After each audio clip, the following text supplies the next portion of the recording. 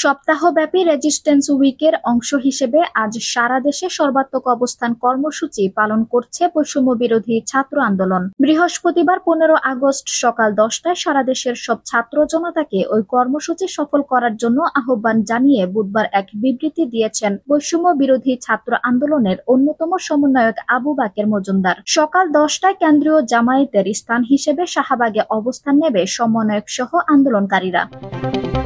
এদিকে বুধবার রাত থেকে রাজধানীর বিভিন্ন স্থানে অবস্থান নিতে দেখা যায় সাধারণ শিক্ষার্থীদের। ধানমন্ডি 32 থেকে 27 এলাকায় কনসার্ট করেন সাধারণ শিক্ষার্থীরা। একই চিত্র দেখা যায় যাত্রাবাড়ি এলাকায়। বৃহস্পতিবার সকাল 10টা থেকে অবস্থান কর্মসূচির কথা থাকলেও 6টা থেকেই শাহবাগ এলাকায় আসতে থাকেন শিক্ষার্থীরা। এর আগে বুধবার এক বিবৃতিতে শেখ হাসিনার বিচার সহ 4 দফা দাবি উল্লেখ করা হয়। দাবিগুলো হলো, ফ্যাসিবাদী কাঠামোকে ব্যবহার করে যেসব হত্যাকাণ্ড ঘটানো হয়েছে সেগুলোর দ্রুত বিচার নিশ্চিত করতে বিশেষ ট্রাইব্যুনাল গঠন করতে হবে।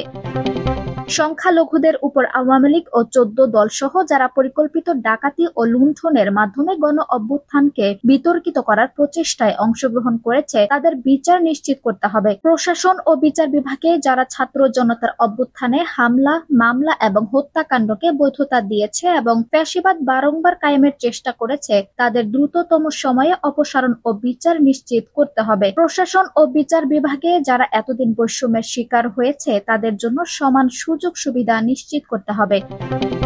আঞ্জুম হক আরবি, টাইম নিউজ ডেস্ক।